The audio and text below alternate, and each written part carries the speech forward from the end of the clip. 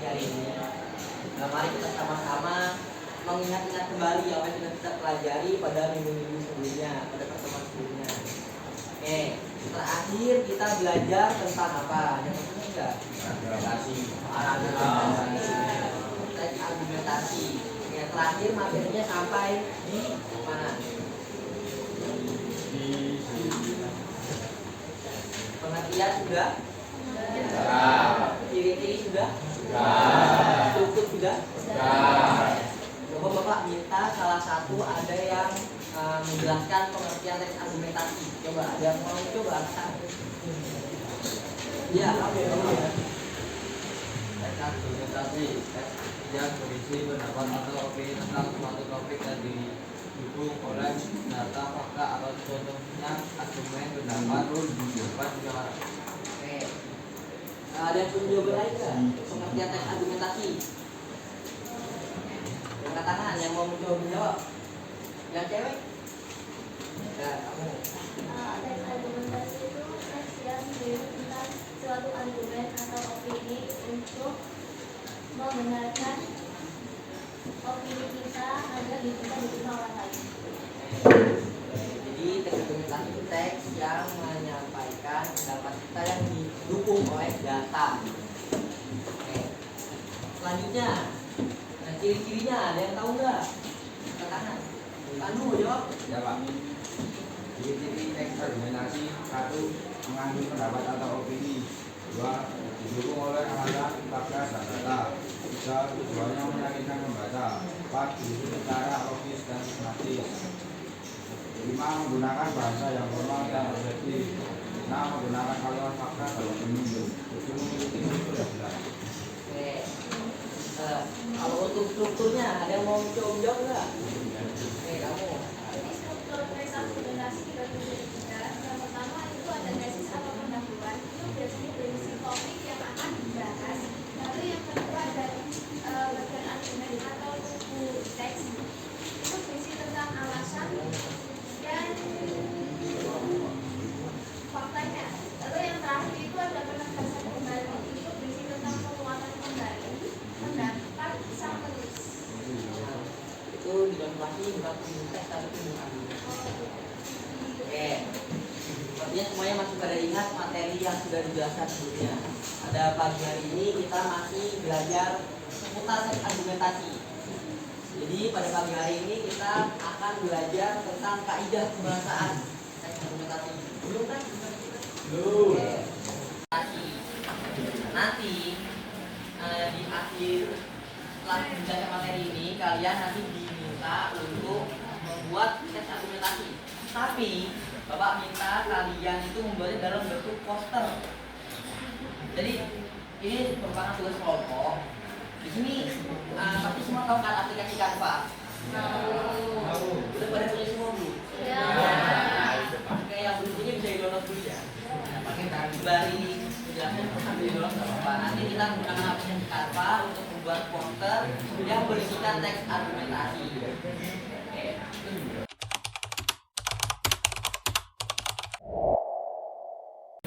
Oke, kita masuk materi. Materi pada pagi hari ini yaitu kaidah kebahasaan teks argumentasi. Oke, kaidah kebahasaan teks argumentasi. Jadi setiap kita ingin membuat teks itu pasti ada kaidah kebahasaan. Ada yang harus dipenuhi dalam kita menulis atau membuat teks itu harus memenuhi kaidah-kaidah kebahasaan. Nah, kaidah kebahasaan teks argumentasi itu terbagi menjadi 5. Yang pertama itu ada adverbia, yang kedua itu ada verba, yang ketiga itu konjungsi, yang keempat ada kalimat opini, dan yang kelima kalimat fakta. Oke, untuk kalimat opini dan kalimat fakta itu pernah kita singgung pada pertemuan sebelumnya, betul nggak? Ya. Mungkin kalian pasti masih ingat tentang kalimat opini dan fakta. Oke, kita bedah satu persatu. Yang pertama itu ada adverbia. Adverbia itu bisa disebut kata keterangan. Kata keterangan itu maksudnya apa? Dalam teks argumentasi, adverbia itu digunakan untuk memperjelas suatu keterangan atau biasanya digunakan untuk menekankan argumen. contoh kata contoh aserbia dalam teks argumentasi itu ada benar, sungguh, sangat, amat. Jadi merupakan bentuk penekanan untuk menerangkan sesuatu yang dijabarkan. Ini ada contoh nih, satu, pendidikan karakter sangat penting diberikan sejak usia dini. Nah, di sini bentuk penekanannya itu ada di kata sangat. Jadi kalau misalkan kalimat cuma pendidikan karakter penting diberikan sejak usia dini, sebenarnya bisa, cuma tidak menekankan, kurang ditekan, jadi kurang berasa kalau pendidikan karakter itu penting, benar-benar penting untuk ditanamkan. Jadi kalau misalkan tidak ditekankan, tidak ada kata sangat, itu rasanya seperti hanya pendidikan karakter cuma penting, hanya penting saja, tidak sangat penting, jadi tidak terlalu diprioritaskan. Oke, dari contoh-contoh aserb ini ada kata sangat, benar-benar, sungguh, amat. Ada yang mau coba membuat kalimat nggak? Oke, kamu coba buat kalimat menggunakan aserbia. Belakangnya Pandu tadi angkat tangan kan? Oh enggak pak, kayak gini pak ya pak, beneran. Oke, kamu mau? Ya, coba. Itu sangat penting harus tidak. Oke, itu ada kata, ada yang menekankan argumennya ya, sangat. Ada yang mencoba lain? Ya cowok, gantian. Itu sangat indah gitu Pak. Sangat bersih gitu. Bisa, cuma itu sangat. Oke, misalnya ada satu contoh kalimat lain. Kelas 11 F6 benar-benar kelas yang sangat disiplin. Itu bisa. Kalau misalkan F5. Wah. Misalkan nih, kalau misalkan kelas F5, 11 F5 disiplin. Kan artinya kan kayak disiplin. Berarti hanya disiplin biasa, berarti sama seperti kelas lain dong. Kalau misalkan kelas 11 F5 benar-benar dia benar-benar disiplin. Berarti kan ada yang membedakan antara kelas F5 dengan kelas lainnya. Itu ada bentuk penekanan. Oke, dari ATB ini ada mau tanyakan dulu nggak? Cukup paham? Wow. Ini terlalu cepat nggak gue menjelaskannya? Tidak. Oke. Lanjut, yang kedua itu ada verba. Verba itu biasa disebut kata kerja. Dalam teks argumentasi, verba itu biasanya digunakan untuk menyampaikan proses berpikir, menyampaikan tindakan, sikap, atau hubungan untuk hubungan antar paragraf, hubungan antar gagasan dalam rangka menyampaikan pendapat. Nah, dalam teks argumentasi, verba itu dibagi menjadi dua. Yang pertama ada verba relasional dan yang kedua verba mental. Oke, kita akan bahas nanti. Jadi verba ini kata kuncinya itu verba itu kata kerja yang dimana untuk menyampaikan proses berpikir, menyampaikan tindakan, sikap, atau menyampaikan gagasan. Dari kedua jenis verba yang ada di teks argumentasi, misalnya itu verba relasional. Nah, verba relasional itu verba yang digunakan untuk menghubungkan subjek dengan kalimat pelengkap. Nah, contohnya tuh ada kata adalah, merupakan, mempunyai. Jadi kata-kata yang digunakan dalam verba relasional itu biasanya kata-kata yang bersifat deskriptif atau menjelaskan. Kayak ini ada kata adalah. Ada contoh, internet adalah sumber informasi yang paling mudah diakses saat ini. Jadi menggunakan kalimat-kalimat yang mendeskripsikan sesuatu. Karena kan sesuai pengertiannya, verba yang menghubungkan subjek dan pelengkap. Jadi subjeknya itu internet, jadi dihubungkan dengan kalimat pelengkap. Jadi menghubungkannya dengan kata kerja adalah itu atau kalimat deskriptif. Atau bisa disebut kalimat definisi. Kalau misalkan ada kalimat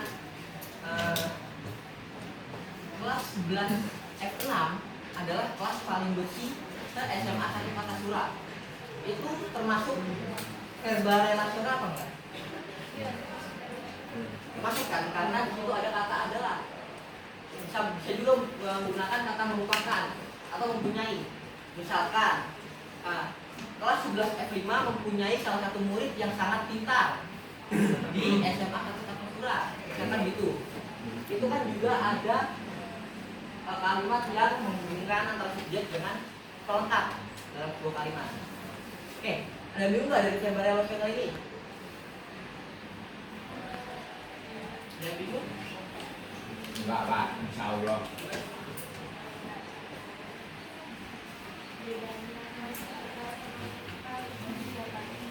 Nah,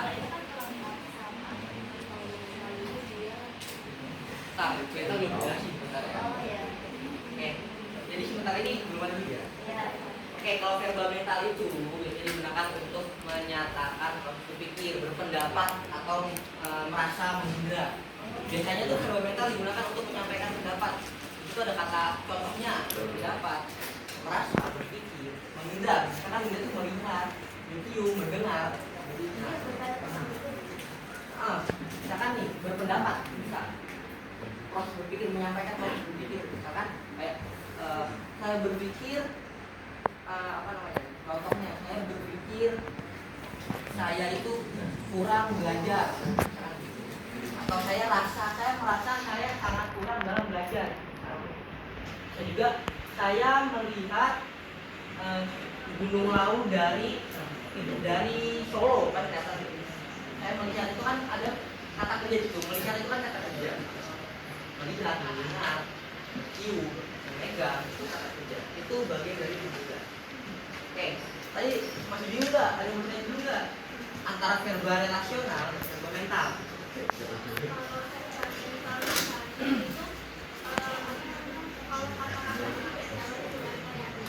Saya tapi langsung kayak pada misalnya banyak siswa bermain game atau berselancar di media sosial sehingga membantu kesehatan mental dan kesehatan. Kalau bisa verbal mental itu dia lebih dibaca lihat kalimat kata kerjanya dalam kalimat. Sebenarnya kalau begitu, kalau misalkan ada kata yang lebih bisa diterima, kita kan kayak banyak siswa tadi nggak kalimat itu. Games atau berselancar di media sosial sehingga mengganggu kesehatan mental sehingga bisa masuk ke Ini bukan. Dia bukan masuk apa verbal mental. Jadi biasanya verbal atau kata kerja itu harus ada kalimat yang jelas yang menandakan bahwa itu tuh kata kerja. Oke, paham? Kayak yang dibingungin nggak? Gimana Pak? Nah, selanjutnya itu ada konjungsi. Konjungsi itu bisa disebut kata hubung. Nah, dalam argumentasi, konjungsi itu biasanya digunakan untuk menghubungkan ide-ide dalam kalimat-kalimat pada teks argumentasi. Nah, konjungsi ini di teks argumentasi itu juga dibagi menjadi 3. Yang pertama ada konjungsi intra-kalimat, yang kedua ada konjungsi antar kalimat, dan yang ketiga konjungsi antar paragraf. Coba dari ketiga ini ada intra-kalimat, antar kalimat, dan antar paragraf. Apa yang kalian pikirkan coba dari intra-kalimat? Konjungsi intra-kalimat berarti kata hubung intra-kalimat. Intra-kalimat itu maksudnya apa? kayak misalnya aku pagi ini makan roti dan sampai sekolah aku minum ayam. Kan ada kata dan ya. Contohnya betul, cuma bukan dari kalimat ke kalimat. Itu antar kalimat. Kalau dari kalimat itu dengan kalimat lain. Jadi kata hubung yang menghubungkan kalimat dalam satu kalimat yang sama. Itu kan tadi kan yang dicontohkan kan satu kalimat. Nah, itu berarti satu kalimat yang sama. Digunakan untuk menghubungkan kalimat dalam satu kalimat yang sama. Contohnya ada kata dan, atau, tapi, sedangkan. Nah, itu tuh contoh dari konjungsi intra kalimat. Ini ada contoh. Saya rajin belajar, tapi hasil ujian saya belum maksimal. Itu ada konjungsi tetapi, dan ini tuh terjadi dalam satu kalimat. Tadi yang dicontohkan sama hanya, coba tadi contohnya apa? Hanya dia.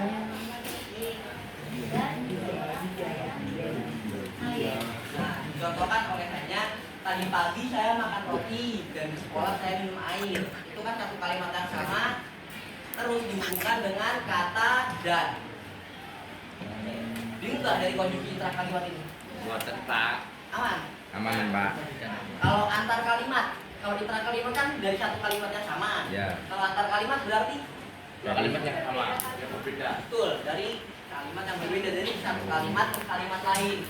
Nah, konjungsi yang digunakan untuk menghubungkan satu kalimat dengan kalimat lain itu ada setelah itu, oleh sebab itu, namun itu menghubungkan satu kalimat dengan kalimat lain.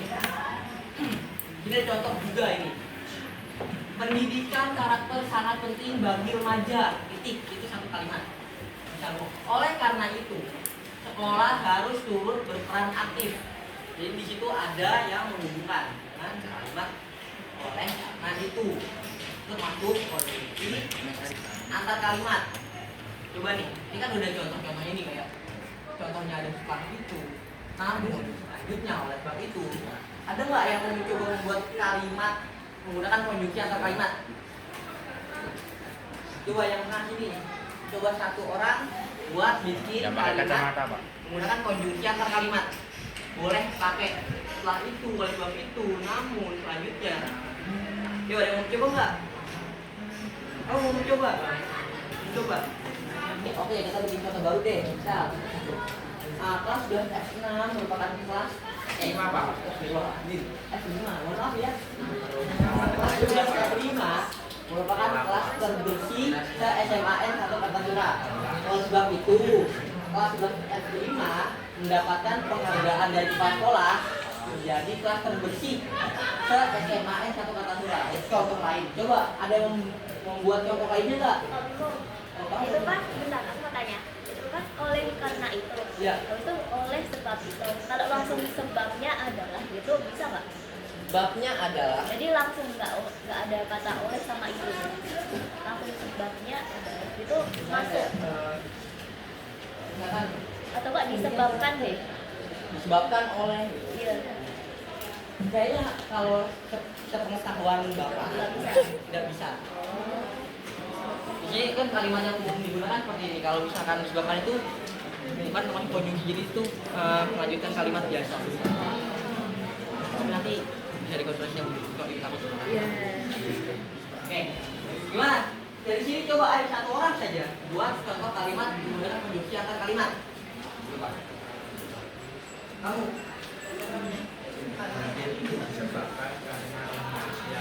Kamu mau? Coba. Gimana? Banyak.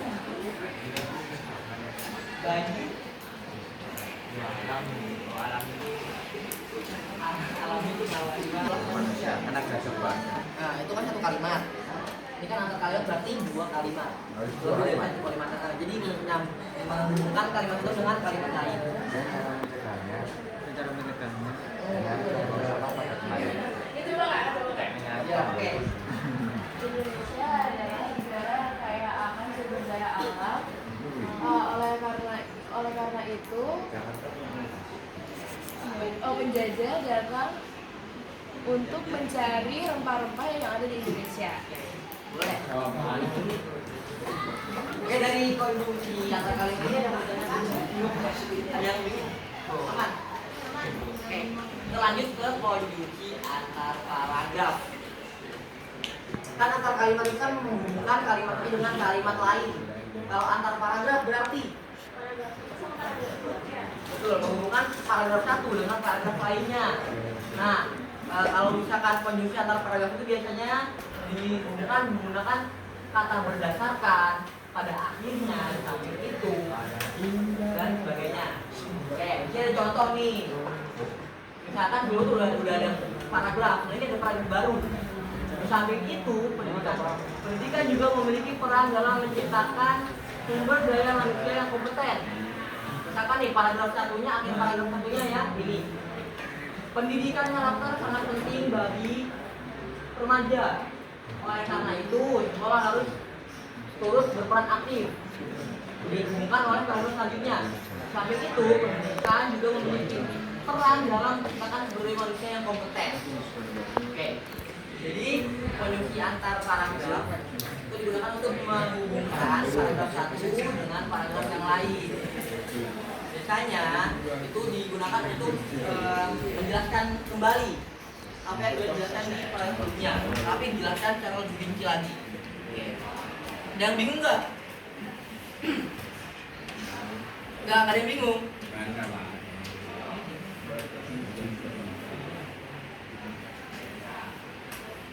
Ada yang mau bertanya kan nggak?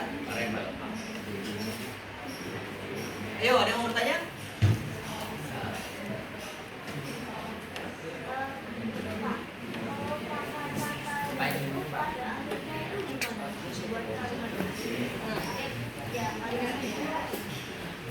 Pada akhirnya itu kan biasanya kan kalau pada akhirnya identiknya dengan apa? Pada akhirnya apa tuh? Misalkan nih kita pakai contoh yang kalimat contoh ini ya, yang pendidikan karakter apa sangat penting bagi remaja, karena itu sekolah harus turut berperan aktif. Nah, sangat penting. Pada akhirnya karena sekolah turut berperan aktif, pendidikan karakter di sekolah dapat berjalan dengan baik. Jadi itu ada apa namanya ya, penjelasan kembali dari paragraf dunia. Jadi berdasarkan paragraf kan biasanya itu orang buat paragraf ke paragraf, dan paragraf itu biasanya ada yang menghubungkan, ada yang bertentangan. Pada akhirnya itu biasanya itu mendukung paragraf dunia. Yang mau tanyakan nggak? Tentang.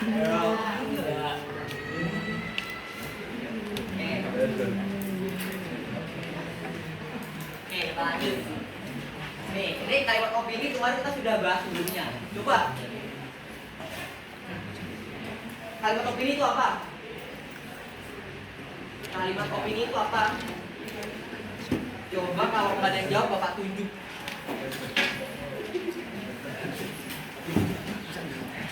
Coba kamu, kalian apa?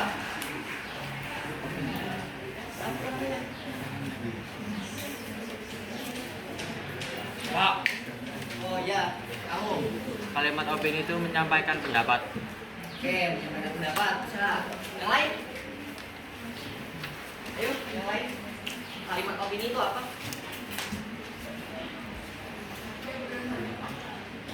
Tidak berdasarkan fakta. Benar. Yang lain, coba. Betul, bersifat subjektif. Oke, masih ingat ternyata.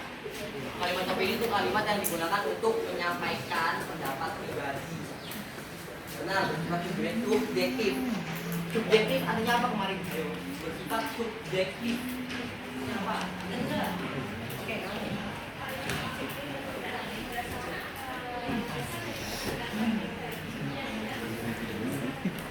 Betul.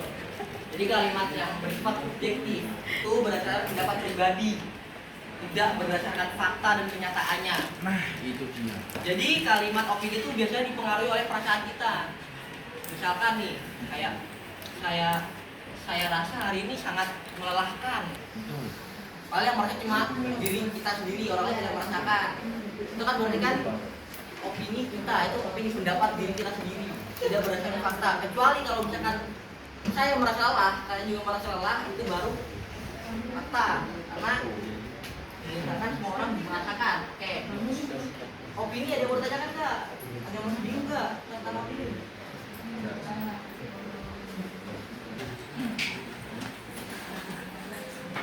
Nah, kalimat fakta kan kemarin juga sudah kita bahas. Kalimat fakta. Kalimat fakta itu apa? Kalimat fakta apa? Kalimat fakta itu apa? Coba dijawab. Kemarin juga kita bahas. Ayo. Oke, benar-benar terjadi. Yang lain, coba. Belah sini coba kamu jadi nggak ada yang jawab. Kalimat fakta itu apa? Kalimat yang benar nyata. Apa? Nyata. Kalimat yang benar-benar nyata. Boleh. Yang lain coba. Ini coba baca ini. Dari tadi belum ada yang jawab. Kalimat fakta itu apa? Gimana? Nggak ada bukti. Oke, kamu Didukung oleh kata. didukung oleh kata. Apa kui? Bukan objektif, benar. Apa ya? Itu tadi. Bukan kata tapi ya. Nah, itu Pak. Ada yang salah. Iya, Pak. Kamu menggunakannya. Ini bermain dalam Oke, kalimat fakta itu kalimat yang apa yang berdasarkan oleh fakta, benar-benar terjadi, Ya. ada datanya, dan sifatnya itu objektif. Objektif itu sebaliknya dari subjektif. Kalau subjektif kan berdasarkan pendapat pribadi, apa membawa perasaan kita. Kalau objektif itu enggak, jadi objektif itu juga benar, pure, asli, nyata, ada datanya bisa dibuktikan. Fakta itu bisa dibuktikan karena ada datanya dan benar-benar terjadi. Kalau opini itu kan tidak selamanya benar dan belum tentu bisa dibuktikan kan. Dari kalimat fakta dan kalimat opini ada yang bingung nggak?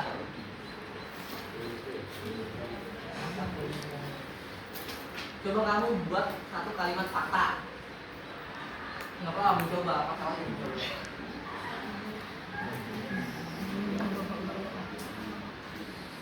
Ayo coba buat satu kalimat fakta. Kamu buat satu kalimat fakta.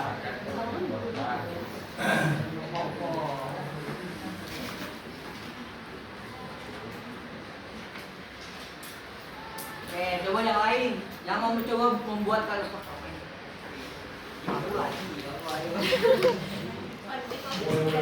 Menemukan sebuah pandemi yang sangat bermanfaat dalam berbagai aspek kehidupan di dalam masyarakat. Oke, betul. Fakta kan belum terjadi kan? Ya, Coba yang lain buat kalimat fakta. Air itu asin. Apa? Air laut itu asin. Air laut itu asin, betul. Itu juga Asin, kalimat fakta Pak. kan? Karena memang fakta itu. Kenapa dulu membuat kalimat fakta? Ya, Pak. Ya coba. Matahari terbit dari timur. Boleh, matahari terbit dari timur. Coba kalau kalimat opini. Yang tidak fakta, Pak. Kalimat opini. Opini itu pendapat kalian sendiri. Pendapat pribadi. Tidak berdasarkan fakta. Bukan bagus misalnya. Gimana? Gimana? Dan saya pendapat. Coba salah satu buat kalimat opini. Satu aja. Nah, yang lain dulu, yang lain dulu. Ayo, buat kalimat fakta. Fakta opini. Kamu buat kalimat opini. Gak mau, kamu. Buat salah satu kalimat opini. Contoh kalimat opini. Menurut saya matcha itu enak. Bisa, menurut saya matcha itu enak. Itu pendapat pribadi. Karena belum tentu semua orang itu suka matcha ya kan. Oke. Dari semua materi yang kita pelajari hari ini, materi teks, argumentasi, itu ada yang boleh tanyakan nggak? Ada yang bingung nggak? Apa? Aman. Oke. Ada yang boleh tanyakan nggak? Dari kaidah bacaan dan argumentasi.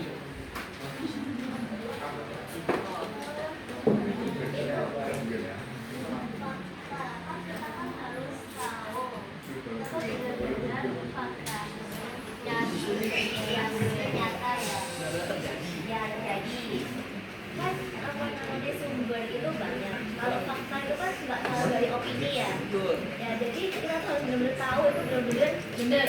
Ya. Jadi kita gimana cara tahunya? Padahal sumber di internet juga banyak. Pertama opini orang juga kan beda-beda. Kalau kita mau tanya langsung itu gimana cara tahunya hoax atau benar? Ya. Oke, betul apa yang disampaikan kan opini orang beda-beda. Kadang di internet pun kita cari isinya pun berbeda-beda. Oke, cara menentukan kalimat fakta. Apakah itu terang fakta atau tidak? Jam pelajaran keempat segera dimulai. Oke, cara mengetahui itu fakta atau tidak itu dengan dilihat. Walaupun isinya berbeda-beda, tapi kan bisa dilihat nih. Misalkan pendapat A itu condongnya lebih ke arah mana? Misalkan, oh iya ini ternyata benar-benar terjadi. Yang B juga iya benar-benar terjadi. Tapi memang terdapat sajian data yang berbeda. Tapi dua-duanya itu condong ke arah setuju, sepakat. Jadi itu bisa dikatakan fakta. Walaupun sajian data yang diberikan oleh misalkan oleh orang yang menyampaikan itu berbeda, tapi bila keduanya sama-sama mengarah ke arah yang sama, nah itu bisa dikatakan hal yang sama. Kalau sudah beda tapi karena sama, Itu tadi yang disampaikan karena orang tuh kadang buat argumen beda-beda. Nah, terus di website itu kadang isinya beda-beda. Oke. Nah, misalnya yang mau tanya lagi nggak? Tadi udah ditanyakan sama teman kamu ini. Yang mau tanya lagi nggak? Oke. Ini waktu tinggal 1 jam pelajaran. Seperti yang Bapak sampaikan di awal, kita akan latihan presentasi tapi dalam bentuk poster. Nah, jadi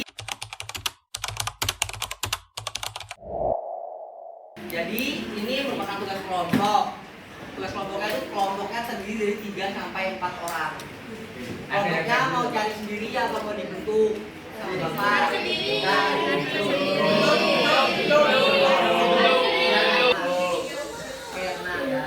Yang sepakat cari sendiri ada tangan.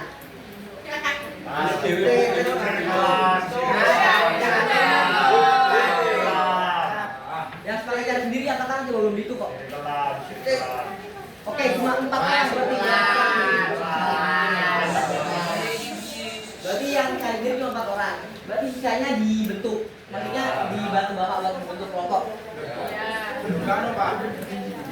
Berarti karena yang milih buat pilih sendiri cuma 4 orang, otomatisnya kalah sama keluarga.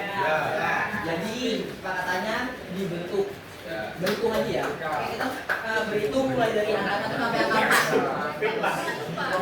Bener begitu. Banyak kan? Mas apa coba? Spin 4.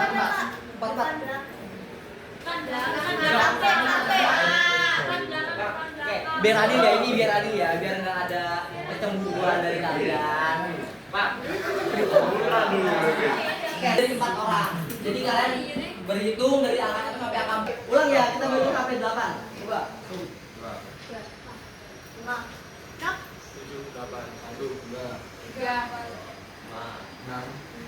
8, 1, 2, 3. Tidur itu.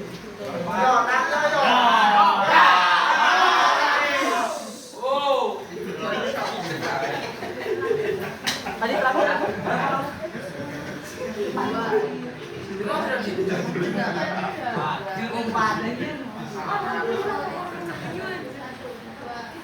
Aduh.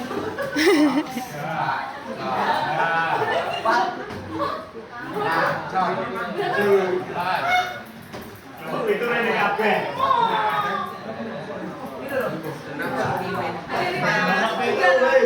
Oke. Ayo, tadi yang dapat angka 1 baru mendapat 2. Iya, sesuai angka ini yang bakal ini udah berkumpul sesuai dengan Oke. Ini udah kumpul dengan kelompoknya masing-masing kan? Apa Bapak? Udah kumpul sama kelompok. Instruksinya ini ada contoh poster kelihatan. Ini kalian itu di buat poster seperti ini. Nanti topiknya kita sepakati bersama topiknya tentang apa. Jadi itu isinya ada pendahuluannya opini kalian, pendapat kalian. Terus yang bagian sini kan opini yang ini. Nah ini kajian datanya, faktanya seperti apa. Nah yang bagian ini bawah itu kesimpulannya.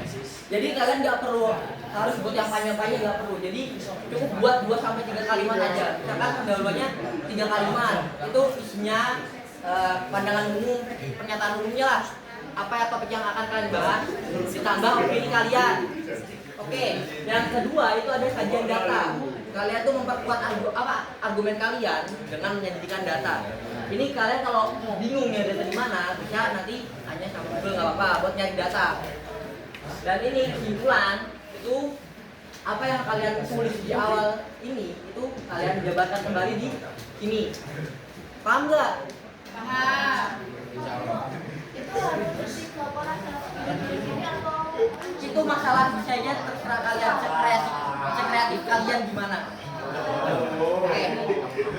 Oke, paham ya? udah punya Canva kan di Canva kalau kan udah Enggak premium. nggak bisa premium. SMA woi. Lu. Oke. Tapi lebih bagus kalau kalian itu bikinnya nggak pakai template. Jadi pure kalian nyari elemennya sendiri itu malah bagus gitu. Oke. Oke, benar. Kita sepakati bersama dulu topik yang mau kita bahas tentang apa? 18 fix. Rundungan. Woi, nggak ada. Belajar. Tangan. Ayo nama tentang apa? Pembelajaran. Pembelajaran. Ya. Fix balas sebul. Jangan politik. One Piece ya. Kamu ada yang duluan nggak? Kita mau topiknya apa? Pembelajaran aja, Pak. Oke, pembelajaran ya. Sepakat ya pembelajaran ya. Diskusan. Kemerdekaan, Pak. Kemerdekaan. No. Kemerdekaan. Ya. Nanti hari kemerdekaan. Lomba. Berarti kamu yakin mau kemerdekaan ya? Jangan Pak, jangan. Oke, kalau pembelajaran gimana ini? Teman kamu ada yang usul pembelajaran. Oke, pembelajaran sepakat ya. Oke, sepakat. Itu topiknya mengenai pembelajaran. Jadi kan di bagian atas itu ada apa judul. Ini kalian kreasikan di mana judul kalian itu apa yang penting mengarah ke pembelajaran. Oke. Ada yang bingung, ada yang mau tanya nggak tentang tugasnya? Kak, pakai template ini boleh nggak? Apa harus dari awal? Dari Pakai awal template boleh. Ah, Itu yang penting kamu kreasiin lagi gimana biar informasi argumennya itu dapat tersampaikan dengan jelas. Oke, sebentar. Ini ada juga. Ini nanti bisa difoto dikirim ke grup ya. Ini nanti kalian kumpulkan di Google Drive. Oke, bentar. Oh.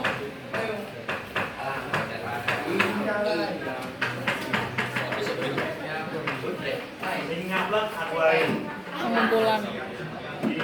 Ini menurut gue, ini sih ngablak. Ngablak tuh ya bener. Foto itu.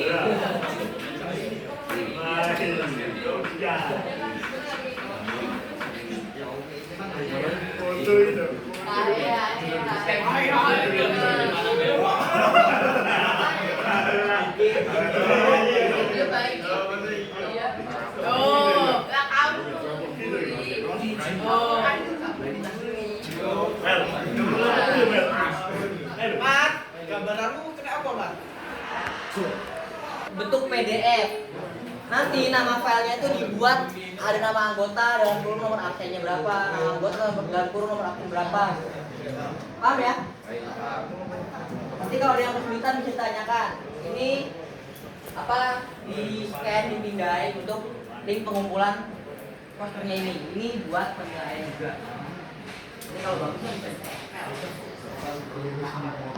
siap. Jadi 2 orang itu buat argumen, yang 2 orang bagian ngedit.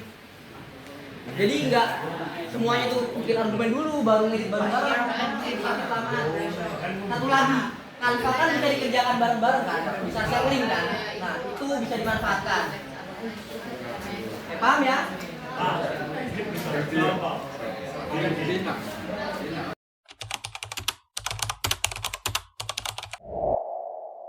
Ini kan tadi istirahat ya?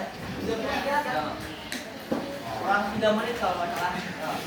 Karena mau istirahat, ini bagi kalian yang belum selesai, nanti bisa dilanjutkan.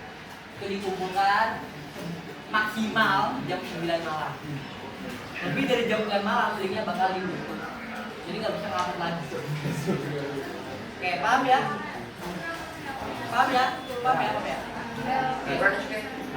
Oke, kita udah belajar hari ini, udah belajar tentang dokumentasi materinya sudah tuntas.